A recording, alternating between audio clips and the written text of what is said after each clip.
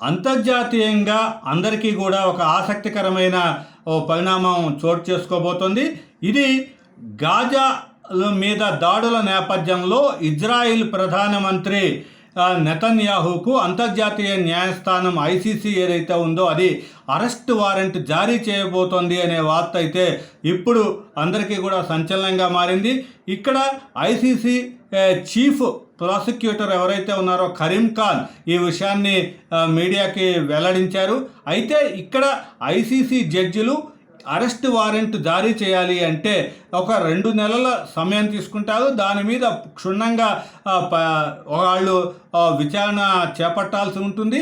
దాని తరువాతే arrest warrant జారీ చేసే అవకాశం ఉంటుంది. అయితే అంతర్జాతీయ కోర్టు ఈ విధంగా ఒక దేశ ప్రధాని మీద అరెస్ట్ వారెంట్ జారీ చేయవచ్చా లేదా అనేది అయితే వీటిని అట్లా ఉంచినా సరే ఇప్పుడు గాజాలో ఉన్న గాజా దాడుల నేపథ్యంలో అటు ఇజ్రాయెల్ ప్రధానితో పాటు హమాస్ లీడర్స్ అంటే ఇక్కడ పాలస్తీనా ప్రాంతంలో ఉన్న హమాస్ లీడర్స్ ఎవరైతే ఉన్నారో సిన్వర్ కానీ మొహమ్మద్ డెయిఫ్ తర్వాత ఇస్మాయిల్ అనియఫ్ వీళ్ళు ముగ్గురికి కూడా అరెస్ట్ వారెంట్లు జారీ చేయడానికి ఐసీసీ అయితే అంతర్జాతీయ న్యాయస్థానం ఐసీసీ ఇంటర్నేషనల్ క్రిమినల్ కోర్టు ఏదైతే ఉందో అది సిద్ధపడింది అనేదైతే ఇక్కడ కరీం ఖాన్ వెల్లడించిన విషయం.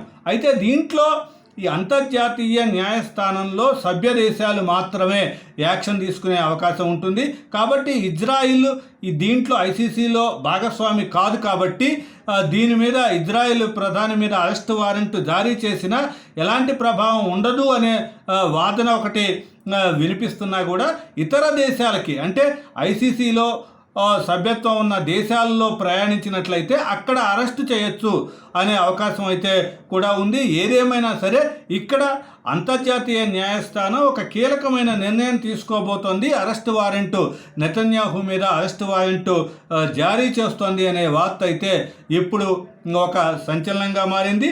దీంట్లో ఎలాంటి ప్రభావం ఉంటుంది, ఇతర దేశాలు ఇలాంటి దాడులు జరగకుండా ఉండటానికి ఇది దోహదపడుతుందా అనేది అయితే చూసి ఎంతైనా సరే ఒక దేశ ప్రధానికి అంతర్జాతీయ న్యాయస్థానం మనం ఇప్పటి వరకు కూడా అంతర్జాతీయ న్యాయస్థానం విధులేంటి, దాంట్లో ఉన్న వాళ్ళకి అది ఏ విధంగా దాన్ని అప్రోచ్ అవుతారు అంటే దేశాల మధ్య గొడవలో దాన్ని అప్రోచ్ అవ్వడం అనేది జరుగుతుంది. కాబట్టి ఇక్కడ ఈ గాజా విషయంలో కూడా ఈ మొత్తం కూడా గాజాలో సామాన్య ప్రజలు చనిపోవటానికి కారకులైన ఇటు నెతన్యాహు కానీ అటు హమాస్ లీడర్స్ కానీ వీళ్ళ ఇద్దరికీ కూడా అరెస్ట్ వారెంట్ జారీ చేస్తున్నారు. అయితే దీని మీద ఇజ్రాయిల్ అయితే తీవ్రంగా దీని మీద స్పందించడం జరిగింది. ఇది ఇజ్రాయిల్ దేశ ప్రజల మీద ఐసీసీ దాడులు చేయటమే ఇంటర్నేషనల్ క్రిమినల్ కోర్టు ఒక దాడి చేసినంత పనిచేసింది అనేది అయితే ఇజ్రాయెల్ నుంచి ప్రతిస్పందన వచ్చింది. ఏదేమైనా సరే ఒక అంతర్జాతీయ న్యాయస్థానం దేశ ప్రధానికి